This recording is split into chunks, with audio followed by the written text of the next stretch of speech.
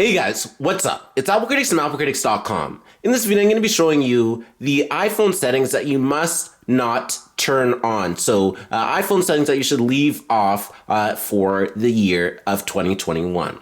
So without further ado, let's go ahead and get this video started. So the first thing that we're going to do is open up none other than settings. Now, once we're in settings, the first thing that we need to change is in the App Store. So we can go into the App Store and then we have app updates. So basically what we have right here is app updates automatically to any device that is using your Apple ID. So it will automatically download new purchases and downloads made on other devices. So you don't necessarily automatically want to have an automatic app update. If something has changed with an app that you use frequently, you don't want it always on and always switch, because sometimes an older update is better for a certain app depending on how the update altered the app. Let's say, for example, Instagram changes the user interface, then maybe you wanted to have the old user interface before you went ahead and tried the new update. So that's why it's recommended that you keep automatic downloads of app updates off, and then you just manually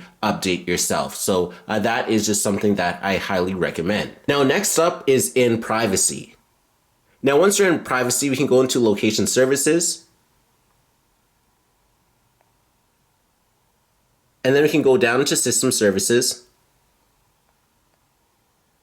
And then there's something called significant locations. So basically with significant locations, what it does is it basically tells and tracks all the locations that you've been in order to improve the iPhone user experience. So it'll basically tell you all the places you've been and get it down to the exact times. So I highly recommend that you turn this off as this is just a little too accurate in terms of location. And this is just something that has been on since iOS 9. So I highly recommend that you go ahead and turn off significant locations. Now, next up is in settings and then general and then Airdrop. So normally with Airdrop, you have Airdrop set to everyone. So it doesn't matter who it is. Anyone can basically send you an airdrop if you're in the same proximity. So what I would recommend is that you turn this off and change it to contacts only, as this makes the most sense, because basically anybody in a public place can send you an airdrop, but it will still prompt you if you have that on everyone. But if you only have it on contacts only the people you know can then send you an airdrop. So this definitely makes the most sense. Now, next up, if we go into home screen, we can scroll all the way down and see that we have the following. So we can have newly downloaded apps downloaded straight to app library only. So that's normally what it's a preset to, but I highly recommend that you just change it to add to home screen, just like normal times. What that means is that normally when you download a new app, it would make it go directly to your app library and not be on your home screen at all. So I highly recommend changing it to add to your home screen. So this is your app library right here. So say, for example, if you download a new app, it would just download directly to your app library, and then it wouldn't be on your home screen at all. That's why I recommend changing it to add to home screen.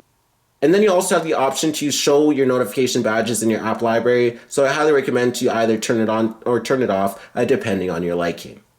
Now, last but not least, you have the battery saver option for all the iPhone 12 devices, since this is related to 5G. So we can go into cellular, and then we can go into cellular data options, and then we can go into voice and data, and then you're going to see that it'll be automatically set to 5G auto. So I highly recommend that you change it to 5G automatic, since using it on 5G automatic, when having it on 5G automatic, it just means that your iPhone will connect to 5G only when it will not use significant battery power and just reduce your battery life. When you have 5G on, whenever it is available, it will connect to 5G, even if it reduces your battery life. So it will just drain your battery when you have it on the 5G on versus the 5G auto. So that's what I recommend. So thanks for watching this video on the iPhone settings that you need to change. Also be sure to check out all the videos on my channel. Be sure to check me out on social media. My username there is Apple Critics. Be sure to subscribe for more great content. And thanks for watching.